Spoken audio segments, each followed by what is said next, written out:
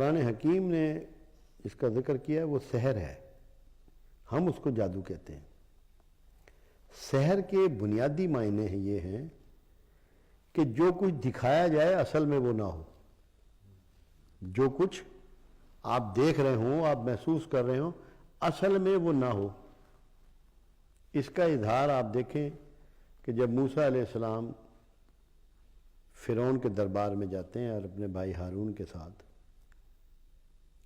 تو جادوگروں سے کہتے ہیں کہ تم نے جو ڈالنا ہے ڈالو، تو انہوں نے رسیاں ڈالی تو وہ سانپ بن گئی۔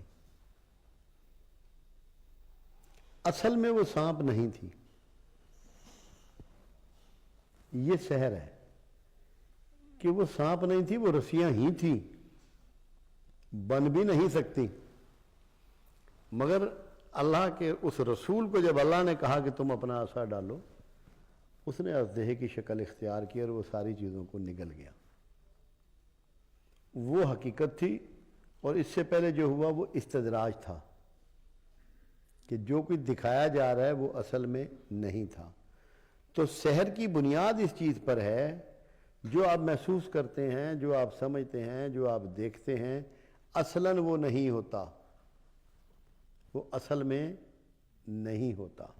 ابھی آپ دیکھیں ہمارے پر لوگ آتے ہیں اور ایک بہت بڑی تعداد آتی ہے، وہ کیا کہتے ہیں کہ جی بیٹی کا رشتہ کسی نے باندھ دیا، رشتہ نہیں ہو رہا، پڑھی لکھی ہے، خوبصورت ہے، جوان ہے، ساری گن ہیں، ساری خوبیاں ہیں، لوگ آ رہے ہیں رشتے دیکھنے کے لیے، رشتے والی کو بھی کہا ہوا ہے جو ارینجمنٹ کرتی ہے، رشتہ نہیں ہو رہا، کسی نے رشتہ ہمارا باندھ دیا۔ یہ ایک ایسی کمپلینٹ ہے جو پورے معاشرے میں اس وقت گھر گھر کی کہانی ہے، ہر جگہ بکھری ہوئی ہے، سب لوگ اس کے ساتھ آ رہے ہیں۔ اس میں تعلیم یافتہ، غیر تعلیم یافتہ، مذہبی علم کے گھرانے، غیر مذہبی علم کے گھرانے، بہت بڑے بڑے بیوروکریٹس، بڑے بڑے عہدے داران، بڑے بڑے بزنس مین، بڑے بڑے انڈسٹریلسٹ، بڑے بڑے زمیندار، بڑے بڑے پولیٹیشین، سب لوگ ایکولی ایک ہی کمپلینٹ کرتے نظر آتے ہیں۔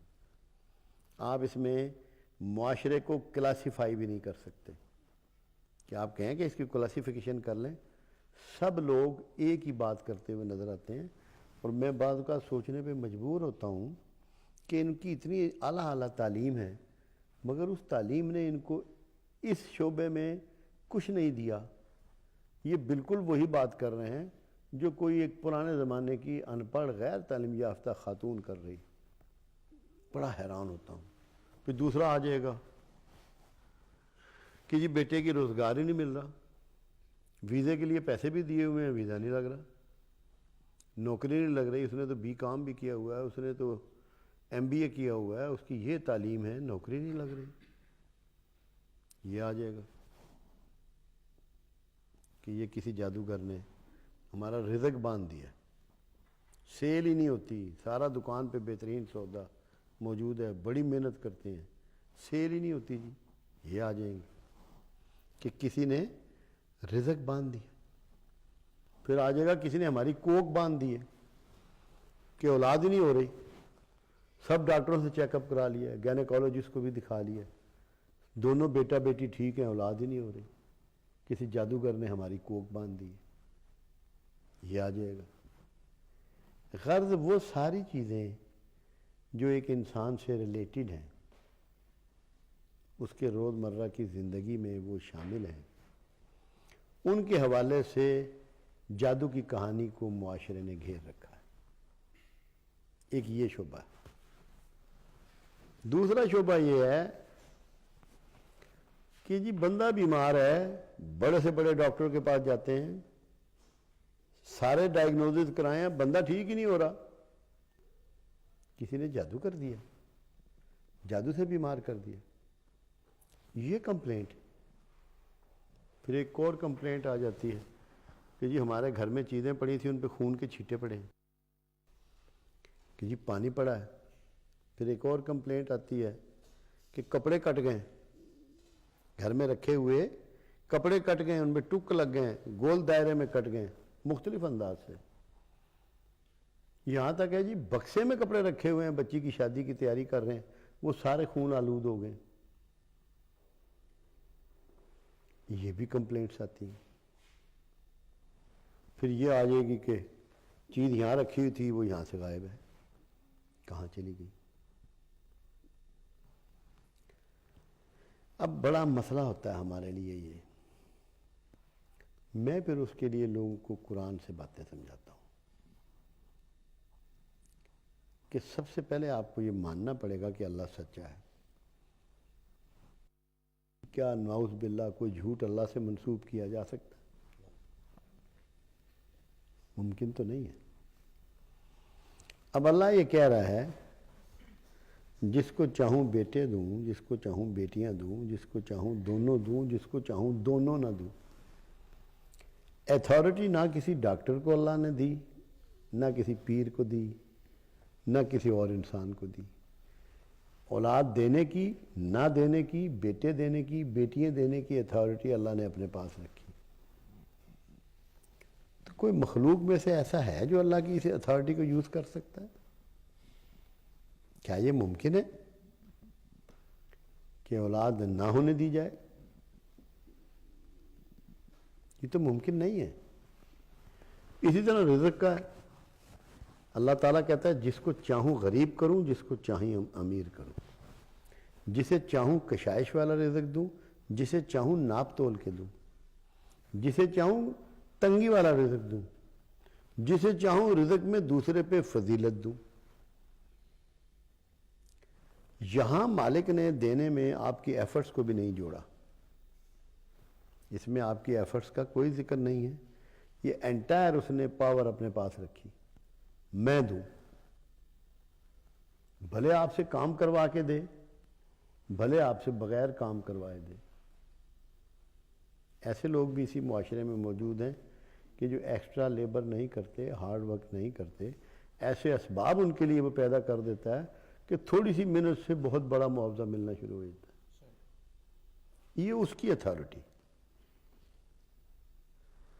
جسے چاہوں صحت دوں، جسے چاہوں صحت نہ دوں،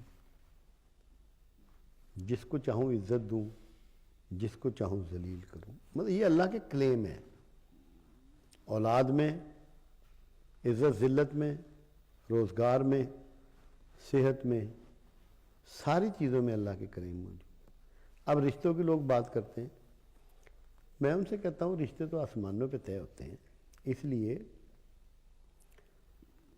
کہ اللہ نے روحوں کو دنیا میں بھیجنا ہے. تو بھیجنے سے پہلے وہاں لکھا جاتا ہے کہ یہ فلاں ماں باپ اس کے ہوں گے جن کے ہاں یہ روح جائے گی. تو جب آسمان پہ ماں باپ کا نام لکھ دیا جاتا ہے تو وہ رشتہ نہیں طے ہوتا. رشتہ تو وہاں طے ہو جاتا ہے. آپ تو یہاں ارینجمنٹ دنیا داری کے کرتے ہیں، پروگرام تو اس نے سارا سیٹل کر لیا ہوتا ہے.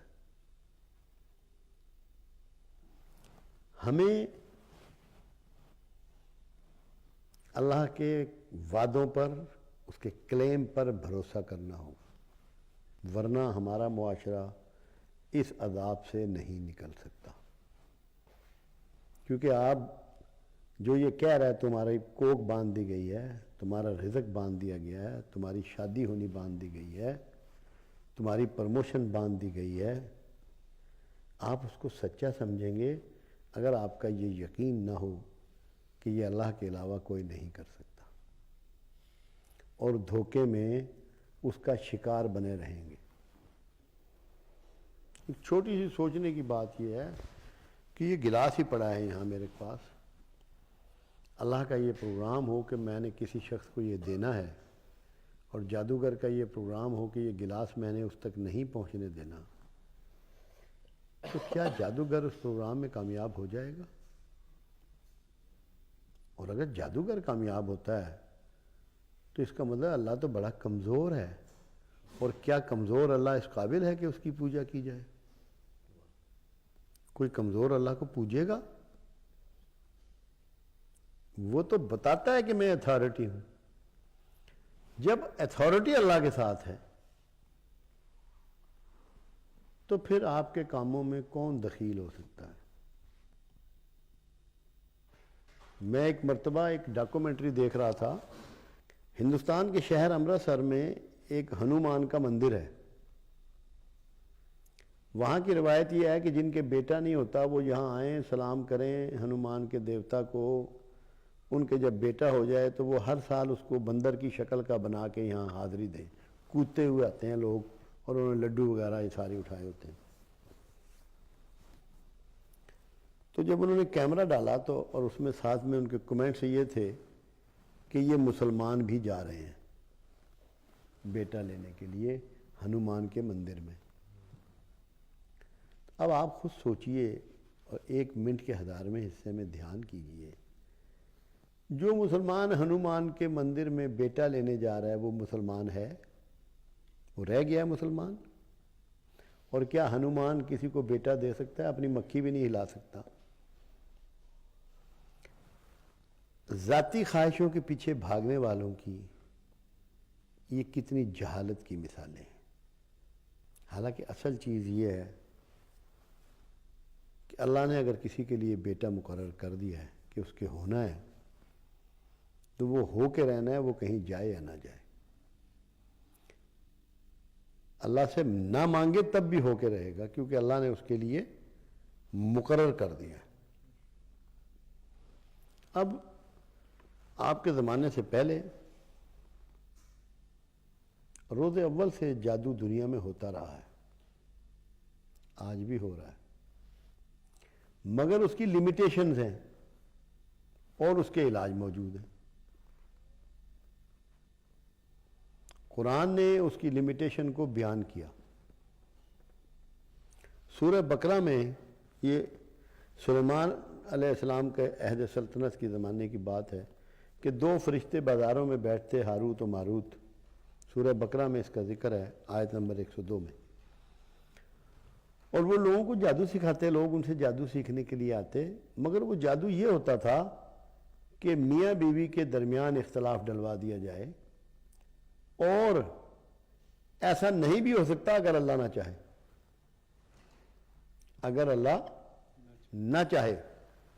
اللہ اگر نہ چاہے تو یہ ہاروت و ماروت ہوں یا کوئی بھی ہوں وہ ایسا نہیں کر سکتے۔ جو غلط فہمی پیدا کرنے کی ان کو استدلال طاقت دی گئی، یہ میکسیمم ان کا ایک تھا جو وہ کر سکتے تھے، اور یہی اللہ کے رسول صلی اللہ علیہ وسلم نے اس کو بیان بھی فرمایا۔